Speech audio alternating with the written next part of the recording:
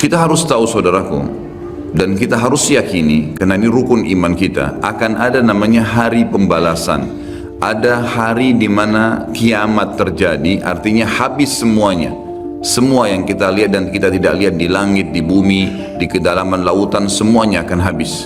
Ada saatnya di mana ajalnya datang, semuanya akan hancur dan terjadilah kiamat.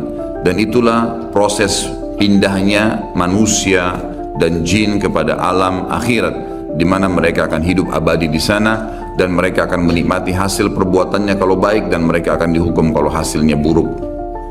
Kiamat ini akan terjadi bila diikuti dengan beberapa tanda-tanda sebelumnya, baik tanda-tanda kecil ataupun tanda-tanda besar.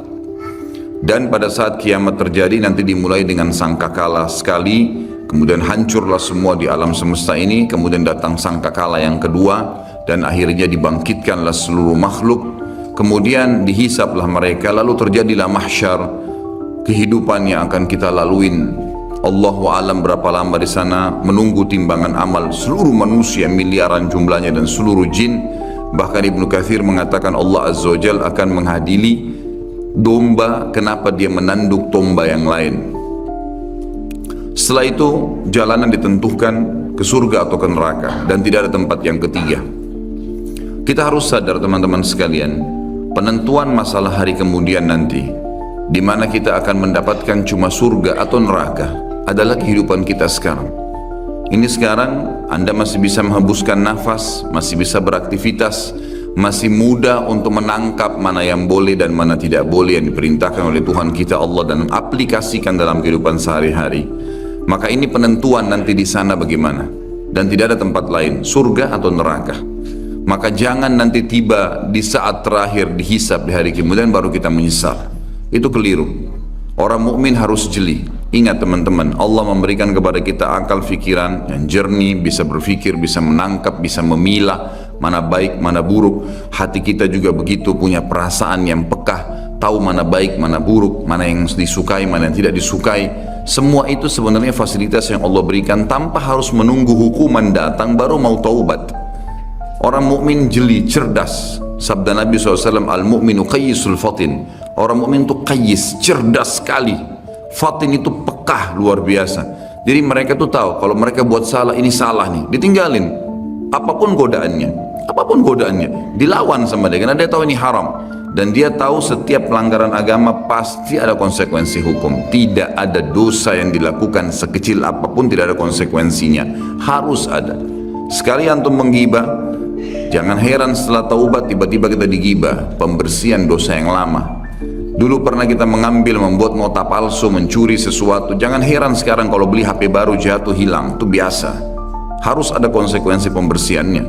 Tidak mungkin tidak ada, mustahil, siapapun itu.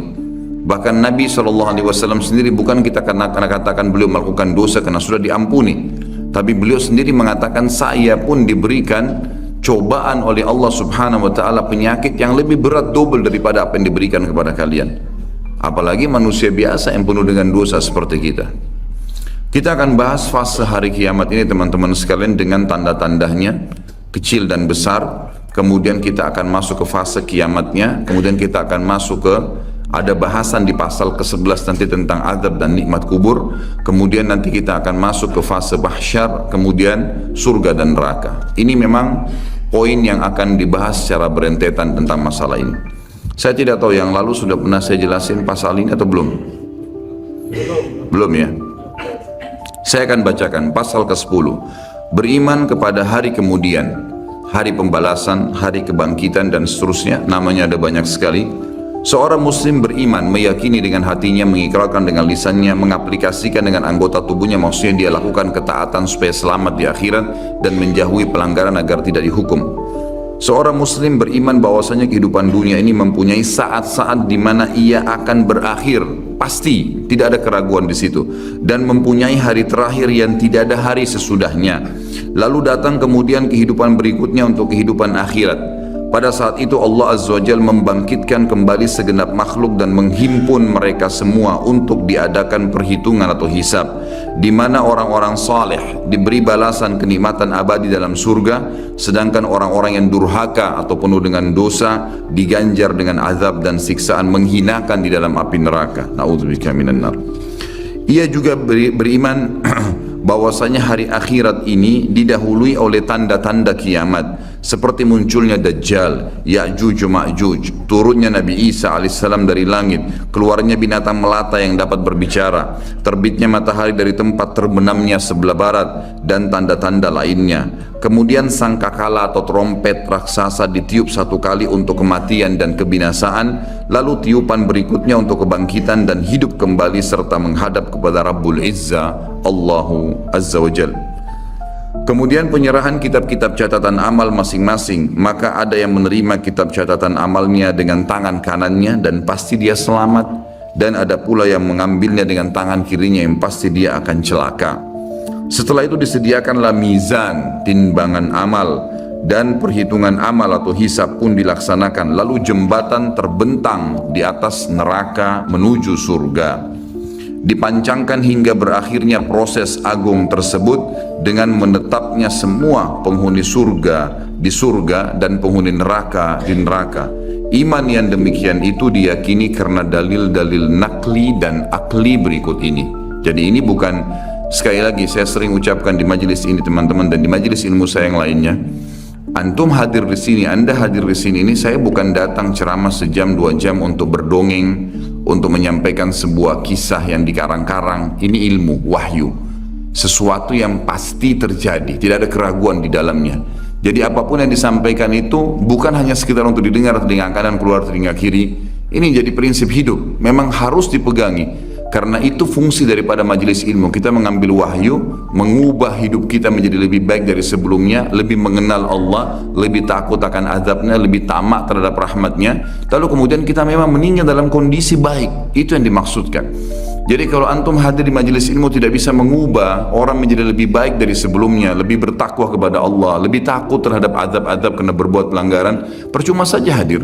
Harusnya memang bisa mengubah. Makanya fahami setiap ustadz yang datang, antum hadir di majelis ilmu manapun, target dia berbicara itu bukan seremoni, bukan menyampaikan, bukan penyanyi, bukan pelawak yang datang hanya sekedar menyampaikan untuk menghibur orang kemudian terima fulus atau duit untuk itu, sama sekali. Setiap dai kalau dia ikhlas kepada Allah bukan itu targetnya, tapi bagaimana dia bisa memberikan pemahaman kepada orang-orang yang akhirnya menjadi target amal jariah dia pada hari kiamat nanti, agar mereka faham terhadap hukum Allah dan mereka aplikasikan itu, dan mereka bangga untuk menjadi pegawai-pegawai tanda kutip Allah pencipta langit dan bumi ini. Saya dan teman-teman dai pasti sangat senang untuk bisa menjadi dai seperti ini, karena kita menjadi pegawainya Allah, menyampaikan apa yang Allah inginkan dan Allah akan berikan balasan. Antum pun merasa bangga sebenarnya karena berhasil memahami apa yang Tuhan kita inginkan dan selamat gara-gara itu. Itulah sebabnya kenapa Nabi SAW sholat sampai kakinya pecah-pecah, dan Aisyah akhirnya hampir meneteskan air mata berkata, ya Rasulullah, bukankah dosa anda sudah diampuni yang lalu dan yang akan datang, belum dikerjakan sudah diampuni? Jawaban Nabi SAW sederhana, afala akunu abdan syakura, tidak layakkah saya menjadi orang yang bersyukur karena saya bisa diberikan petunjuk dan akhirnya saya bisa mengetahui mana boleh dan mana tidak boleh. Itu sebuah karunia yang sangat luar biasa bobotnya. Jadi jangan sampai apa yang kita sampaikan ini hanya sekedar kenangan, hanya sekedar sebuah informasi yang seperti hal yang lewat, seperti baca koran. Bukan teman-teman. Dalil-dalil yang kita bacakan ini sesuatu yang pasti, wahyu, tidak ada keraguan di dalamnya. Yang pertama, tentang adanya kiamat, pasti berakhir semua kehidupan ini.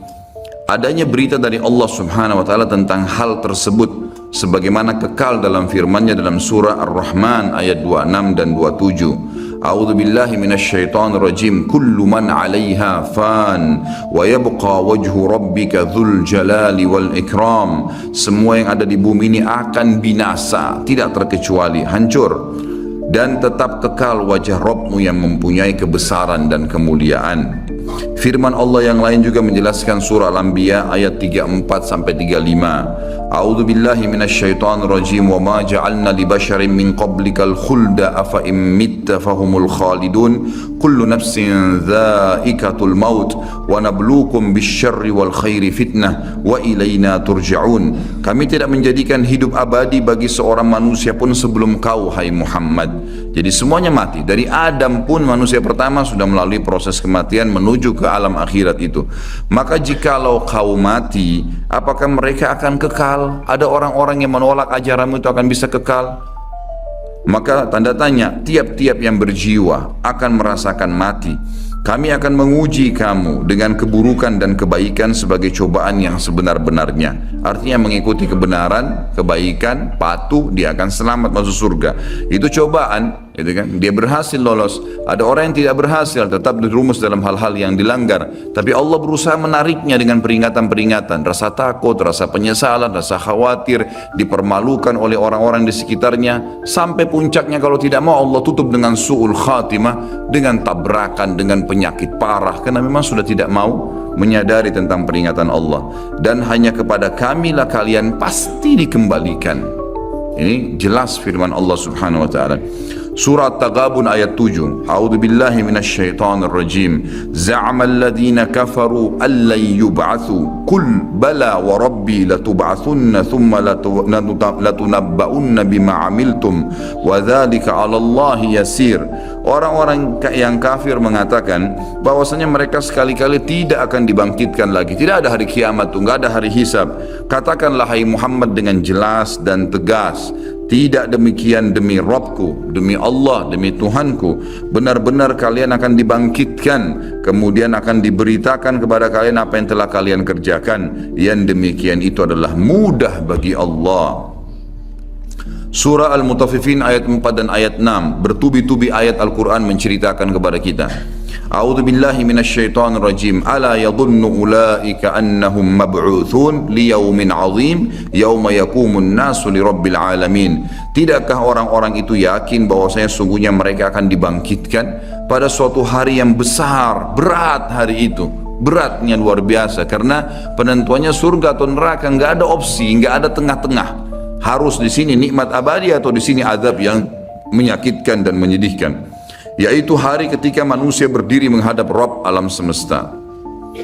Juga Asy-Syura ayat 7. A'udzu billahi minasyaitonir rajim. Wa kadzalika auhayna ilaika Qur'anan Arabiyyan litundhira ummal qura wa man hawlaha wa tundhira yaumal jam'i la raiba fihi. Fariqum fil jannati wa fariqum fis sa'ir.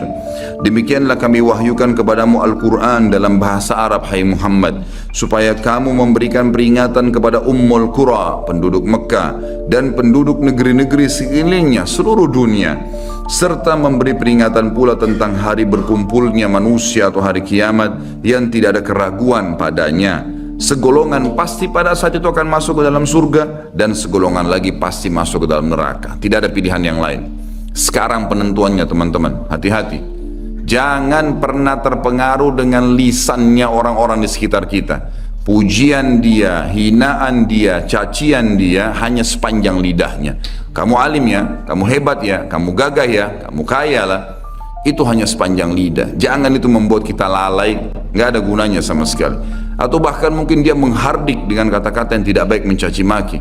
Allah mengajarkan, kalau ada orang seperti ini, wa idza khatabahumul jahiluna qalu salama. Kalau orang bodoh mengajak bertengkar, tinggalkan saja, kata Allah. Nggak usah dilayani. Nggak ada waktu untuk menyanyiakan waktu kita kepada hal-hal yang tidak ada manfaatnya. Para ulama salaf kita memaksimalkan waktu mereka per detiknya, dari kegiatan ibadah ke ibadah apalagi, terus begitu. Sampai seseorang di antara mereka berharap tidak ngantuk malam hari supaya bisa beribadah semalam suntuk, karena tahu ini akan terjadi hal-hal yang akan besar nantinya. Para sahabat Abu Darda, Abu Hurairah, dan sahabat-sahabat Nabi yang lain semuanya, mereka sering menangis tiba-tiba tanpa sebab. Lalu ditanya oleh orang-orang sekitarnya dari para tabi'in, ada apa? Anda ini menangis, bukankah Anda sahabat Rasulullah? Maka jawaban mereka, sungguh bekal kami sangat sedikit, perjalanan masih panjang, tidak ada jaminan amal kami sudah diterima, walaupun kami sudah melakukannya. Mungkin ya, ada kekurangan-kekurangan dalam amal tersebut. Kita tidak pernah tahu, dari khayalan sholat, dari ini, dari itu, dari riya, dan seterusnya. Ini berbahaya. Kalau para sahabat bisa khawatir begitu, bagaimana dengan kita teman-teman sekalian? Harusnya kita lebih jeli dan lebih hati-hati lagi. Alhamdulillah dengan kemahamurahannya Allah, Allah memberikan fasilitas yang namanya taubat, mudah sekali dilakukan. Tinggal mau meninggalkan perbuatan salah, jadi orang baik-baik, itu saja. Patuhi jalannya Allah, maka Allah masih bisa mengampuni itu kesalahan-kesalahan. Walaupun apa yang sudah kita sia-siakan sudah rugi sendiri. Artinya kalau pernah kita selama 10 tahun lalai terus berbuat dosa, dan dalam 10 tahun itu ada orang lain yang sudah berbuat amal ibadah, sudah puasa Senin Kamis, sudah puasa, sudah hadir majelis ilmu, sudah sholat 5 waktu di masjid, sementara kita lalai, maka tentu berbeda antara kita dengan dia. Itu secara akal sehat pastinya. Jadi jangan sampai kita menganggap semua orang sama tingkatannya, tidak. Tapi bukan mustahil dengan amal-amal yang tersisa setelah kita taubat akan meninggikan derajat kita. Bukan mustahil. Merengek, memohon, tamak terhadap rahmat Allah diperintahkan, dianjurkan. Dalam surah Zalzalah yang sangat masyhur, ayat 1 sampai ayat 8, satu surah lengkap, Allah Subhanahu wa taala menyebutkan, A'udzu billahi minasyaitonir rajim, idza zulzilatil ardu zilzalaha wa akhrajatil ardu athqalaha wa qala al insanu ma laha yawma idzin tuhadditsu akhbaraha bi anna rabbaka awha laha yawma idzin yasdurun nasu ashtatan liyaraw a'malahum faman ya'mal mithqala dharratin khairan yarah wa man ya'mal mithqala dharratin syarran yarah. Apabila bumi digoncangkan dengan goncangannya yang dahsyat dan bumi telah mengeluarkan beban-beban berat yang dikandungnya, semuanya yang ada kuat, tambang-tambang, segala suatu batu-batu yang kuat di bawah tanah, semua terbongkar pada hari itu. Dan manusia bertanya, mengapa bumi jadi begini? Pada hari itu bumi menceritakan beritanya, karena sungguhnya Rabbmu telah memerintahkan yang demikian kepadanya. Pada hari itulah manusia keluar dari kuburnya dalam keadaan yang bermacam-macam, supaya diperlihatkan kepada mereka balasan pekerjaan mereka. Barang siapa yang mengerjakan kebaikan walaupun seberat zarrah, biji sawi, niscaya dia akan melihat balasannya. Dan barang siapa yang mengerjakan kejahatan walaupun seberat biji zarrah, biji sawi, niscaya dia akan melihat balasannya pula. Surah Al-An'am 158. A'udzu billahi minasyaitonir rajim. Hal yanzuruna illa an ta'tiyahumul malaikatu aw ya'tiya rabbuka aw ya'tiya ba'du ayati rabbik yawma ya'ti ba'du ayati rabbika la yanfa'u nafsan imanuha lam takun amanat min qablu aw kasabat fi imaniha khaira. Al-ayah. Yang mereka nanti-nanti, kapan mau taubat nih? Kapan yang kafir itu mau beriman kepada Allah? Yang mereka nanti-nanti tidak lain hanyalah kedatangan malaikat kepada mereka untuk mencabut nyawa mereka. Tidak ada yang lain. Bertitik keras kepala, nggak mau taubat, nggak mau baik, nggak mau berubah, nggak mau meninggalkan dosa-dosa. Kalau gitu tunggu aja malaikat mau datang. Atau kedatangan Rabbmu, atau pada hari kiamat lebih dahsyat lagi, atau kedatangan sebagian tanda-tanda Rabbmu. Tanda-tanda sebelum terjadi hari kiamat.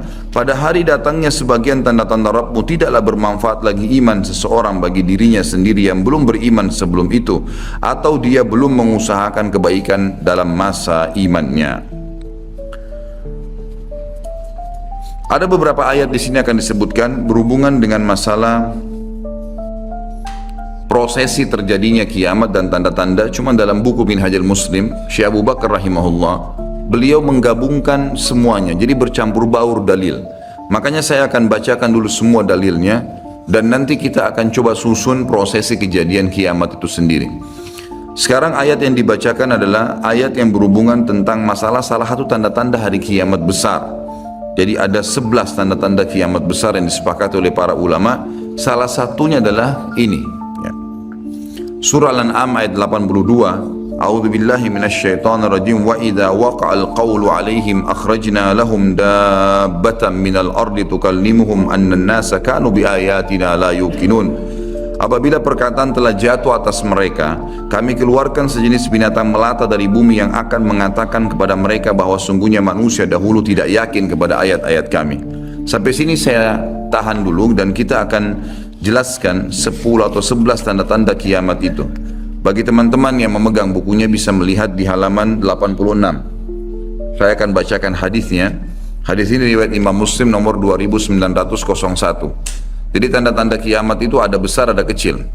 Tentu kalau tanda-tanda kiamat kecil banyak sekali, banyak sekali. Di antaranya hadis riwayat Muslim juga yang berbunyi, kata Nabi SAW, tidak akan terjadi kiamat sampai aku diutus menjadi Nabi. Hitunglah 6 tanda-tanda kiamat, ini kecil. Lahirnya aku, diutusnya aku, dan meninggalnya aku. Berarti sudah ada 3 dan sudah terjadi. Kemudian akan tersebarnya ya, penyakit taun, dan ini sudah terjadi zaman Umar radhiyallahu anhu. Terbebasnya Palestina di zaman Umar radhiyallahu anhu, gitu kan. Kemudian pembebasan negeri Persia terjadi di zaman Umar radhiyallahu anhu. Berkumpul semua itu. Jadi 6 tanda-tanda ini sudah kelihatan semuanya. Tanda-tanda kiamat yang kecil sudah terjadi, ada yang sedang terjadi sekarang dan ada yang belum terjadi. Kalau yang sedang terjadi seperti misalnya hadis Nabi SAW yang berbunyi, tidak akan terjadi kiamat sampai orang-orang mengganti nama-nama minuman keras dengan nama-nama lain. Contoh, seperti sekarang misalnya menggantinya dengan istilah-istilah lain. Ya nama inilah, ya merek itulah, ya cuman sekian 5% alkoholnya dan seterusnya. Hadis yang lain, tidak akan terjadi kiamat sampai zina tersebar, dianggap biasa, dan juga banyaknya laki-laki yang menyerupai perempuan, dan juga minuman keras dianggap sebagai minuman yang biasa. Hadis sahih semuanya. Jadi ini semua kita lihat depan mata kita sedang terjadi, ya sedang terjadi. Kemudian yang belum terjadi itu seperti misalnya kalau tanda-tanda kiamat kecil terakhir sekali namanya Malhamah Kubra, peperangan besar antara kaum muslimin dengan orang-orang Nasrani. Yang ini disebutkan panjang lebar dalam hadis Bukhari lebih dari 3 lembar kalau tidak salah. Hadis ini berbunyi, kata Nabi SAW, kalian akan bersatu dengan Bani Asfar. Bani Asfar ini sebenarnya lebih tepatnya orang-orang Rum, ya, orang-orang Nasrani. Mereka akan bersatu, kalian akan bersatu dengan mereka untuk memerangi satu kaum, tapi tidak disebutkan kaum ini siapa.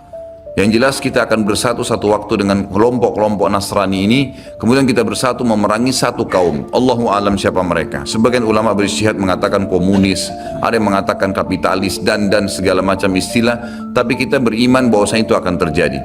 Ringkas cerita, kalian akan memenangkan peperangan, pasukan tahaluf ini, sekutu ini akan menang.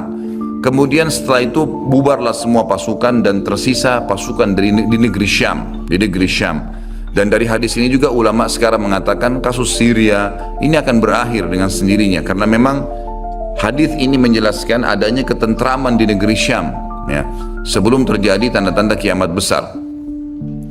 Pada saat itu pasukan muslimin, ya, sedang pulang ke negeri Syam bersama dengan pasukan Bani Asfar ini, ya, suku yang dikatakan dari bangsa Romawi. Kemudian mereka mengangkat bendera salib sambil mengayunkan dan mengatakan, kamilah yang telah memenangkan peperangan ini. Maksudnya kekuatan Nasrani.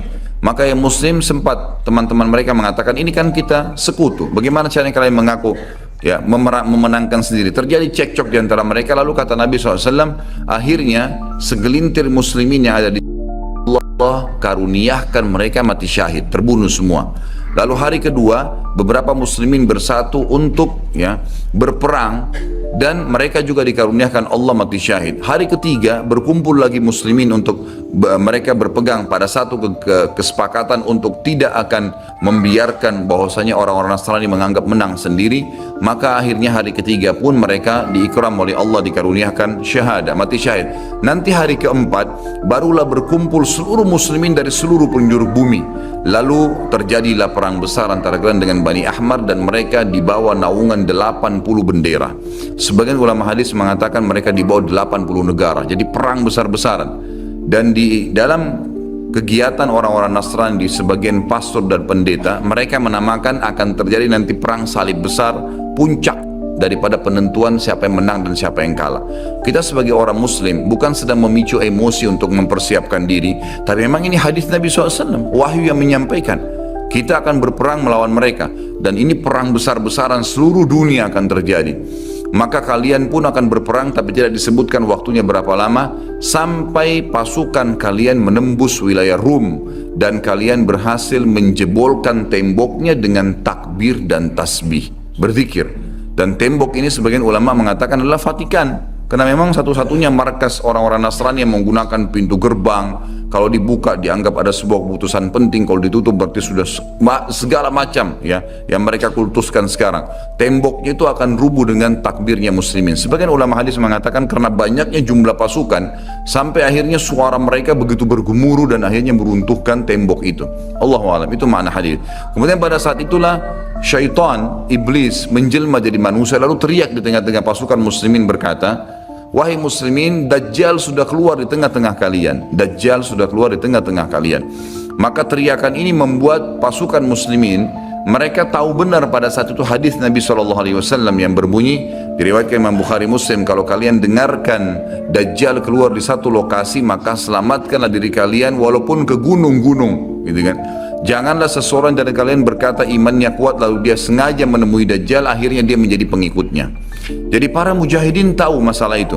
Mereka bukan tidak berani, tapi mereka mengikuti sabda Nabi SAW. Maka mereka pun akhirnya pada klub pulang masing-masing. Kata Nabi SAW, mereka pun bubar ke wilayah masing-masing. Pada saat mereka tiba di wilayahnya, ternyata Dajjal tidak ada. Itu berita dusta.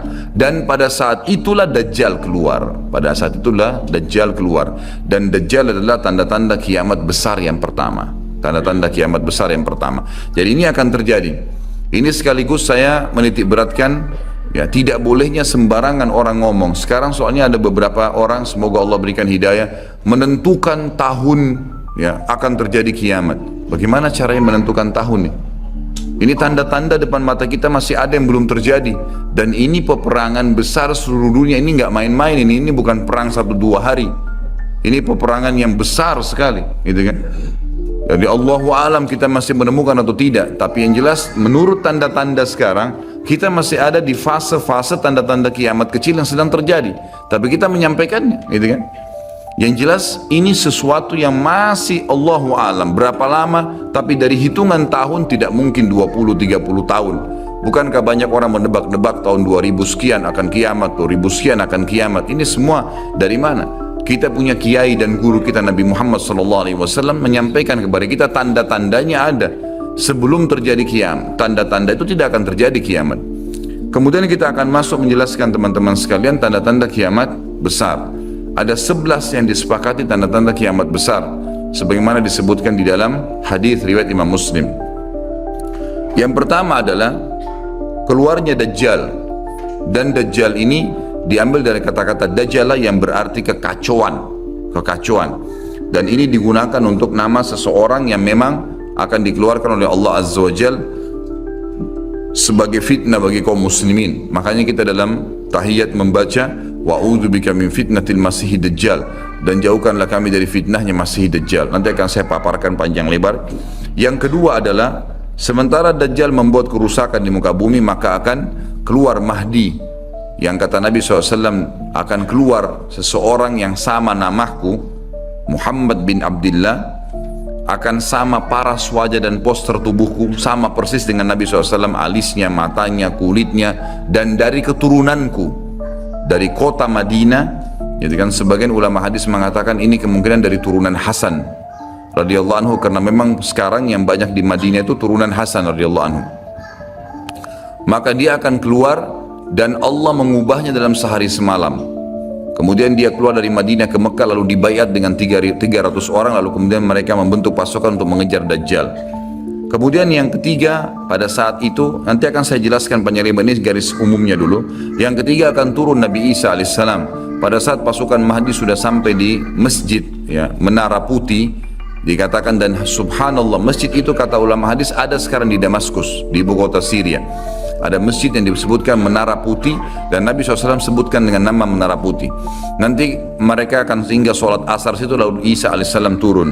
Kemudian setelah itu, setelah Isa alaihissalam ya, datang turun kemudian memerangi Dajjal, datang tanda-tanda hari kiamat. Yang keempat adalah Ya'juj wa Ma'juj, dua suku yang dari anak Adam diciptakan oleh Allah Subhanahu wa taala, tapi mereka berbeda dengan kita. Mereka sangat beringas, memakan semuanya, kala jengking, ular, hewan-hewan, jumlahnya banyak. Bahkan seseorang di antara mereka tahu kalau akan mati kalau seandainya sudah memiliki 1000 orang anak. Dan mereka akan membuat kerusakan, membunuh semua yang ditemui. Kafir, beriman, tidak ada urusan. Selain mereka akan dibunuh. Ini ada ciri-cirinya. Ya, ada ciri-ciri yang akan saya sebutkan nanti. Ringkas cerita, mereka akan buat kerusakan dan Allahu a'lam berapa lama di situ. Isa alaihissalam dan kaum mukminin akan sembunyi di gunung-gunung dan mereka akan mati bukan dengan peperangan dengan kaum mukminin tapi dengan doa Isa alaihissalam yang berdoa lalu Allah matikan mereka dengan satu kali mati. Maka semua miliaran orang yang Ya'juj ini mati tiba-tiba. Kemudian Isa alaihissalam pun berdoa kepada Allah agar dihilangkan jenazah mereka karena seluruh bumi ini dipenuhi dengan jenazah mereka. Sampai disebutkan dalam hadis mereka akan turun di sebuah sungai Tibriyah di wilayah Syam. Mereka minum sungai tersebut, orang terakhir mereka datang sudah nggak temukan lagi ada airnya, saking banyaknya jumlahnya. Dan saya pernah tanyakan ke dosen saya sendiri waktu tingkat 3 kuliah bicara masalah Ya'juj Ma'juj ini, saya bilang, Syekh, apakah ada orang dari kita yang ikut dengan pasukan mereka? Maka syekhnya mengatakan sama sekali tidak ada. Karena kita beranjak daripada hadis Nabi SAW, seseorang yang antara mereka tahu dia akan mati kalau sudah punya 1000 orang anak. Dan mereka akan membunuh semua selain mereka. Jadi ada ciri khasnya sendiri. Kemudian setelah mereka mati pun, Isa alaihissalam berdoa, lalu Allah SWT datangkan burung-burung yang besar dari arah barat, yang mencengkram mereka satu-satu, lalu dibuang ke lautan ke arah timur. Kemudian Allah turunkan hujan yang membersihkan kotoran-kotoran mereka. Jadi sudah ada tanda-tanda kiamat pertama Dajjal, nanti akan saya ceritakan ceritanya. Kemudian ada Mahdi keluar dari Madinah, kemudian turunnya Isa alaihissalam, kemudian Ya'juj Ma'juj. Setelah berjalannya waktu, maka akan terjadi orang-orang kufur kembali kepada risalah langit. Setelah pada saat itu Isa alaihissalam sudah meninggal dunia, sudah mulai sebenarnya tentram, orang sudah mengenal Allah, tapi dengan berjalannya waktu manusia mulai lalai, mulai lagi kembali menyembah berhala, mereka lagi berbuat zina, mereka melakukan kekacauan. Maka keluar tanda-tanda kiamat besar yang kelima, yaitu keluarnya dabbah atau hewan melata. Yang hewan melata ini akan keluar dari tanah, berbentuk seperti hewan, tapi dia bisa berbicara dan dia membawa cap yang dia mencap orang beriman dan orang kafir. Setiap kali mereka buat kesalahan, ya diingatkan oleh dabbah ini, kalau kamu sedang lalai dari jalan Allah, kembalilah. Dan itu tadi yang ayat yang kita bacakan surah An-Naml ayat 82. Kemudian setelah itu datang tanda-tanda kiamat yang keenam. Setelah keluarnya dabbah, maka akan terjadi 6, 7, 8 sekaligus tanda-tanda kiamat ini, yaitu terjadinya longsor besar di wilayah timur Jazirah Arab. Tepatnya wilayah timur itu Irak, Iran, Afghanistan, Rusia, itu wilayah timur Jazirah Arab. Akan terjadi longsor besar yang tidak bisa lagi ditutup. Dan terjadi juga longsor besar, tanda-tanda kiamat yang ketujuh, itu adalah di Jazirah Arab dan juga terjadi di wilayah baratnya Jazirah Arab, yaitu wilayah Afrika. Dan ini juga akan longsor besar, gitu kan. Kemudian terjadilah tanda-tanda kiamat yang selanjutnya, yang ke berapa? 9. Keluarnya api dari wilayah Qa'rul Aden namanya, atau wilayah padang pasirnya wilayah Aden. Aden salah satu kota di Yaman, gitu kan. Dan sekarang ini sudah ada diangkat di YouTube, dicuplikan, dan saya pernah lihat sebagian padang pasir wilayah Aden ini yang disebutkan dengan Qa'rul Aden itu memang tidak ada orang yang tinggal situ karena panasnya, gitu kan. Dan ada wilayah padang pasir yang sempat terbelah dan mereka melihat dan diteliti secara ilmiah di bawah itu ada api yang sangat besar. Jadi ini sudah disebutkan dalam hadis Nabi Sallallahu Alaihi Wasallam. Kemudian selanjutnya akan terbit matahari dari barat sebagaimana dia biasa terbenam dari situ. Ini ada berapa? 10 ya? Berarti ada satu yang tertinggal ya. Iya, keluarnya asap, maaf. Jadi sebelum terjadinya longsor 6, 7, 8 tadi, yang keenamnya itu adalah kelihatannya kabut. Di seluruh muka bumi ini akan terjadi kabut yang menutupi dunia bumi ini, dan semua dunia ini akan melihat kabut itu dalam beberapa waktu. Inilah 11 tanda-tanda kiamat besar.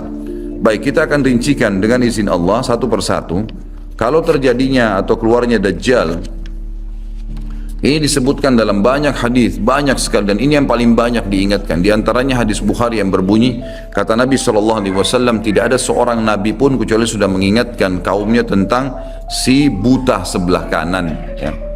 Jadi memang dia cirinya buta sebelah kanan. Dajjal memiliki ciri khas, rambutnya keriting, kemudian kulitnya mendekati hitam ya. Jadi sawo matang, badannya kekar, kemudian dahinya lebar ya. dan orangnya mata kanannya rusak seperti anggur yang sudah rusak. Dan kata Nabi SAW, ingatlah dia akan mengaku sebagai Tuhan dan ketahuilah Tuhan kalian Allah tidak buta sementara dia buta. Kemudian orang-orang pada bertanya, ya Rasulullah, bagaimana bisa orang mengikutinya? Kata Nabi SAW, pada saat itu dunia akan ditimpa kelaparan dan Dajjal memiliki bergunung-gunung makanan. Ini bahasa wahyunya begitu. Allahu alam seperti apa, yang jelas dia bergunung-gunung memiliki makanan dan dia akan melewati seluruh muka bumi ini, tidak ada satu tempat pun kecuali dia akan lewati, melainkan akan dilewati kecuali Madinah dan Mekah. Itu yang dia tidak bisa masukin. Dajjal akan membuat kerusakan di muka bumi 40 hari. Satu hari pertama seperti setahun, satu hari kedua seperti sebulan, satu hari ketiganya seperti sepekan, dan sisa harinya seperti hari-hari kalian. Berarti setahun, 2 bulan, 2 pekan. Dan ini kemungkinan kata sebagian ulama, dia akan menggunakan teknologi yang ada sekarang. Karena Nabi SAW mengatakan, akan keluar Dajjal dari wilayah Yahudiyah di Khurasan. Wilayah Yahudiyah ini subhanallah, sekarang di Iran ada satu perkampungan namanya Yahudiyah. Diberikan nama itu. Dan mayoritas penduduknya orang Yahudi. Kata Nabi SAW, Dajjal akan keluar dari wilayah Yahudiyah di Khurasan. Khurasan itu Iran, gitu kan? Dan sekarang ini sudah ada, semua ini ada. Tidak mungkin salah sabda Nabi SAW. Dikatakan akan keluar dan diikuti dengan 70.000 orang Yahudi. Dan sebagian ulama hadis mengatakan pada saat itu teknologi sangat canggih seperti sekarang, lebih canggih lagi, gitu kan? Sehingga Dajjal mengelilingi muka bumi ini dengan 1 tahun 2 bulan 2 pekan itu sudah kelilingi seluruh dunia. Dan setiap kali kata Nabi SAW dia memasuki sebuah wilayah dan orang-orang beriman padanya, maka wilayah itu akan subur, turun hujan dari langit. Perekonomian mereka, ya, perkebunan, peternakan, semua akan subur. Dan setiap wilayah yang ditinggalkan oleh Dajjal tidak mau beriman, maka akan susah, hujan tidak turun dari langit, hasil mereka mengurang dan seterusnya. Jadi memang ini sabda Nabi SAW, disuruh kita menghindar, bukan melawannya. Dajjal akan terus membuat kerusakan di muka bumi dan banyak sekali pengikut-pengikutnya. Kata sebagian ulama hadis, beritanya akan merambak sangat cepat dan banyak pengikutnya karena menggunakan media. Kemungkinan menggunakan media kayak kita sekarang merambat luar biasa, mudah ditangkap informasinya. Dajjal akan dikenal oleh orang-orang, Jadi orang-orang akan banyak yang tidak beriman sama Allah, yang munafik, semuanya ikut. Termasuk ada yang mengaku Islam tapi munafikin menjadi pengikutnya Dajjal. Ya. Kemudian Dajjal akan keliling terus di muka bumi sampai dia tiba di Madinah, yang diceritakan kota Madinah. Dan dia tidak bisa memasuki kota Madinah karena di setiap pintu gerbangnya ada malaikat yang menghenduskan pedang. Ada 2 malaikat yang menghenduskan pedang dan menghadangnya. Maka Dajjal pun tidak bisa masuk. Allahu alam bagaimana ini terjadi, tapi ini sabda Nabi SAW. Lalu Dajjal pun mencari gunung tertinggi yang ada di sekitar perbatasan Madinah. Sebagian ulama yang pernah saya tangkap bahasa mereka mengatakan batas Madinah yang paling mudah dijangkau dan masuk adalah Wadi Aqiq. Wadi Aqiq sebuah lembah yang kebetulan dulu berada di depan kampus kami. Gitu kan? Jadi di situ dianggap kalau sudah keluar dari situ berarti sudah keluar dari wilayah haram itu sendiri. Allahu alam, ini ijtihad tentunya. Tapi yang jelas Dajjal akan naik ke atas sebuah gunung, kemudian dia berkata kepada para pengikutnya, apakah kalian melihat istana putih itu? Maka mereka semua melihat ke arah Masjid Nabawi. Lalu mereka mengatakan iya. Kata Dajjal, itulah istananya Muhammad yang aku tidak bisa jangkau. Dan subhanallah, sekarang Masjid Nabawi warnanya seperti istana putih, gitu kan? Tanpa disadari dengan menggunakan marmer putih besar. Begitu juga dengan perluasannya nanti. Memang kalau dari kejauhan seperti istana yang sangat mewah, gitu kan? Ringkas cerita, Dajjal pun akhirnya sebelum pergi, dia sempat menyentakkan kakinya, kata Nabi SAW, sehingga membuat terjadilah gempa di Madinah dan membuat seluruh orang munafik di Madinah keluar jadi pengikutnya. Jadi gempa dan hanya tinggal di sana orang-orang beriman. Hanya tertinggal di sana orang-orang beriman. Lalu keluarlah sebelum Dajjal pergi, keluarlah satu anak muda yang kata Nabi SAW orang terbaik pada saat itu. Orang terbaik pada saat, orang yang paling luar biasa imannya.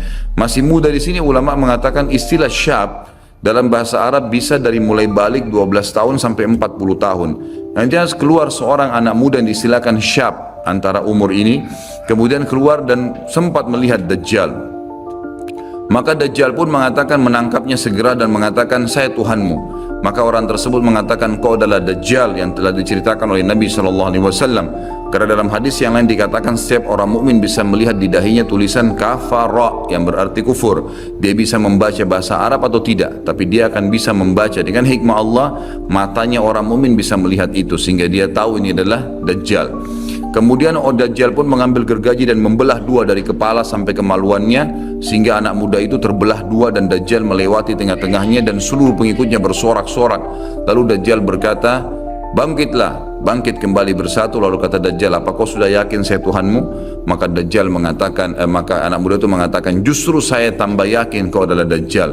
Setelah itu dia berusaha membunuhnya tapi dia tidak mampu lagi. Allah sudah selamatkan. Maka Dajjal pun meninggalkan lokasi tersebut.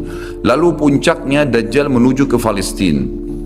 Dan dia akan bermarkas di sebuah tempat namanya Babulut.